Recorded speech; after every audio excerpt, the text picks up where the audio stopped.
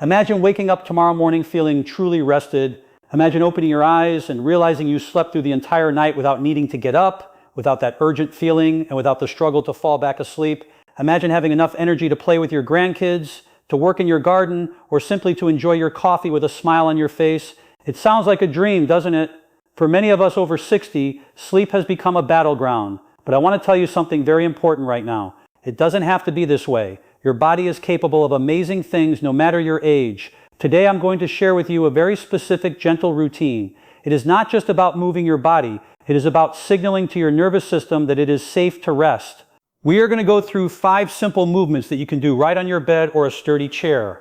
But that is not all. Stay with me until the very end of this video, because after our exercises, I am going to reveal a special bonus protocol. It includes 3 life-changing habits, including the famous 321 rule. I will explain exactly why you wake up at night and how a simple change in your evening routine can stop those nightly bathroom trips for good. There is a secret connection between your legs and your bladder that almost no one talks about, and today we are going to fix it together. So find a comfortable spot, take a deep breath, and let's reclaim your sleep. Exercise number 5, the ankle pump. Let's begin gently. We are starting with exercise number 5. I call this the circulation booster. You see, throughout the day, gravity pulls fluids down into our legs. If you have ever noticed your ankles looking a bit swollen in the evening, that is exactly what I am talking about. This fluid sits there when you lie down to sleep. It travels back to your kidneys, which then turns it into urine. This is one of the main reasons you wake up needing the bathroom. We need to help move that fluid before you go to sleep.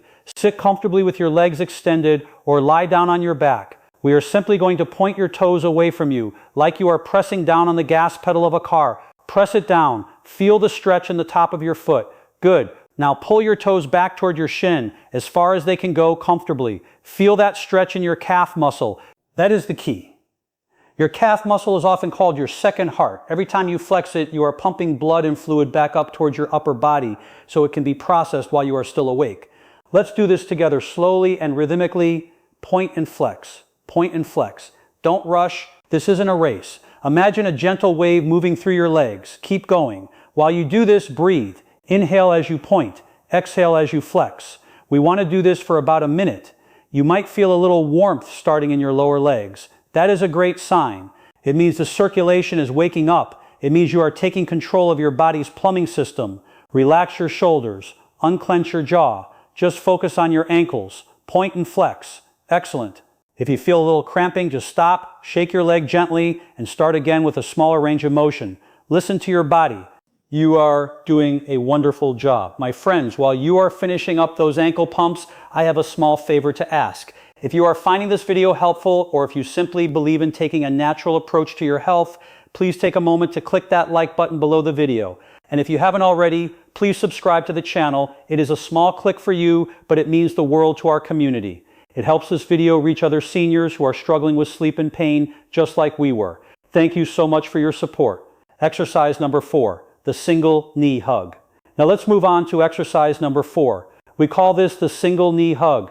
This movement is fantastic for releasing tension in the lower back and the hips. You might be wondering, Dr. Thompson, what does my back have to do with my sleep? The answer is everything. When your lower back is tight, it compresses the nerves that travel to your pelvic area. A tight back keeps your body in a state of low-level stress, which makes deep sleep impossible. Lie flat on your back. If you need a pillow under your head for comfort, that is perfectly fine. Keep your left leg straight out on the bed.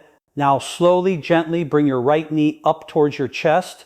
Take your hands and interlace your fingers around your shin just below the knee. If you can't reach your shin, you can hold the back of your thigh. That is safer for your knees anyway. Now gently pull that knee closer to your chest.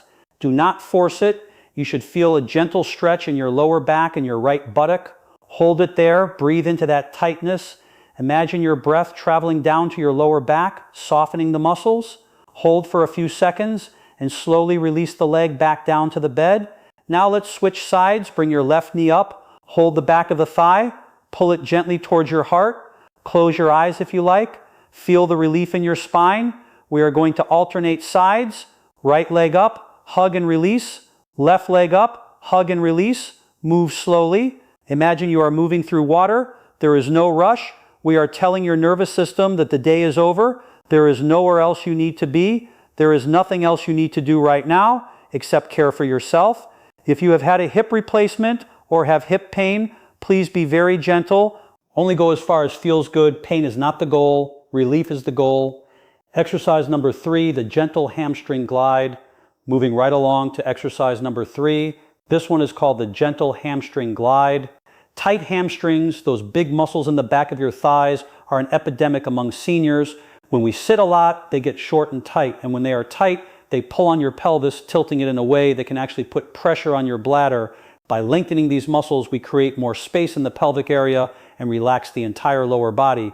For this one, you can stay lying down. Keep your left leg bent with your foot flat on the bed to protect your back. Now lift your right leg up towards the ceiling. You do not need to get it perfectly straight. A bend in the knee is absolutely fine. Hold the back of your thigh with your hands. Now simply extend your heel towards the ceiling. Imagine you are trying to push a button on the ceiling with your heel. You will feel a stretch down the back of your leg. Hold it for a moment and then relax the knee. Let's repeat that motion on the same leg. Extend the heel up, feel the stretch, and relax. It's a pulsing motion. We aren't forcing a static stretch. We are gliding the nerve and the muscle. Extend, breathe out, and relax. Let's switch legs. Right foot flat on the bed. Lift the left leg up. Hold the thigh. Extend that left heel towards the ceiling. Oh, that feels good, doesn't it? It might feel tight at first, like a rusty hinge. But with each repetition, imagine you are adding oil to that hinge. It gets smoother. It gets easier. Extend and relax. Extend and relax. Do you feel that vibration or trembling in your leg? That is okay. That is just your muscles working and releasing tension. But if it hurts, lower your leg a bit. We want a sensation of good tension, not sharp pain. Exercise number 2, the reclined butterfly. We are getting closer to the end of our physical routine. Exercise number 2 is one of my personal favorites. It is called the reclined butterfly. This exercise is specifically designed to open up the hips and relax the pelvic floor muscles. Many people don't realize that they hold stress in their pelvic floor. They are constantly clenching those muscles without even knowing it. This tension can mimic the urge to urinate and can wake you up at night. We need to learn how to let that go. Lie on your back, bend your knees, and bring your feet together so the soles of your feet are touching each other. Now slowly let your knees fall open to the sides like the pages of a book opening up. You can place pillows under your knees for support if this feels too intense. In fact, I recommend using pillows. The goal here is not a deep stretch, but deep relaxation. If you are straining to hold your legs up, you aren't relaxing, so please put a cushion under each knee so you can completely let go. Place your hands on your belly, close your eyes, just lie there. Let gravity do the work. Feel your inner thighs lengthening. Feel your hips opening. As you lie here, I want you to focus on your breathing. Inhale and feel your hands rise on your belly. Exhale and feel them fall. With every exhale, imagine the tension leaving your hips. Imagine it flowing out of your body and dissolving into the mattress. Say to yourself, I am letting go. This position is incredibly powerful for your nervous system. It shifts you from fight or flight mode into rest and digest mode. This is the state where healing happens. This is the state where deep sleep happens. Stay here for a few more breaths. Enjoy the stillness. You deserve this moment of peace. Before we move to our final most important exercise and the bonus life hacks, I want to hear from you.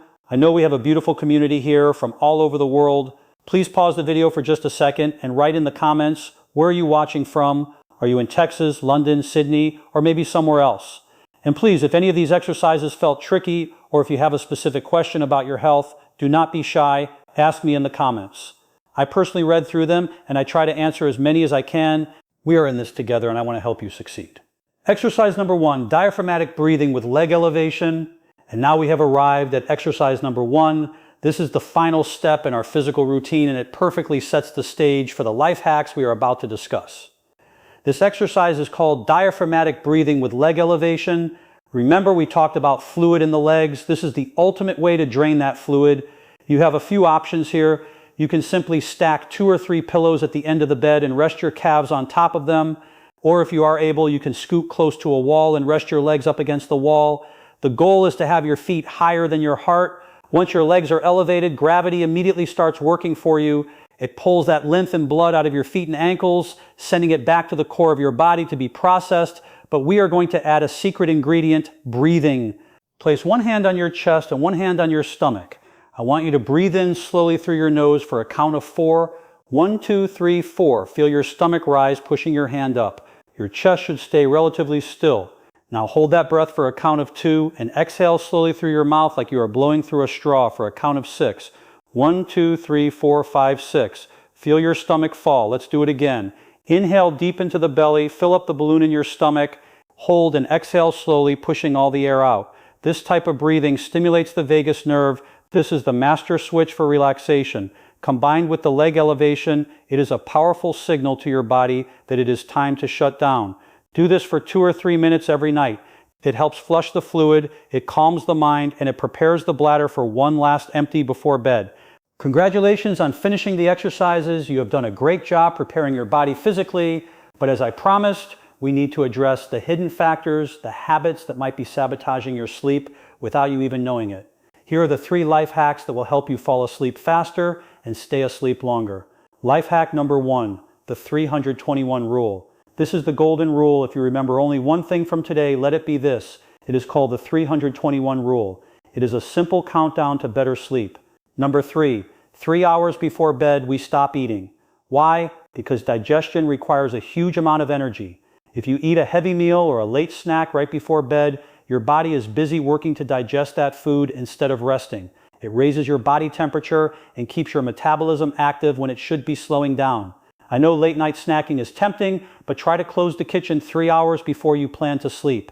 Number 2, 2 hours before bed, we stop drinking fluids. This is crucial for those of you waking up to use the bathroom. We need to give your kidneys a break. Stop drinking water, tea, or juice 2 hours before sleep. Now I hear you asking, Dr. Thompson, what if I need to take my medication? Of course, that is an exception. A small sip of water to swallow your pills is absolutely fine, but no full glasses of water. I know this is hard at first.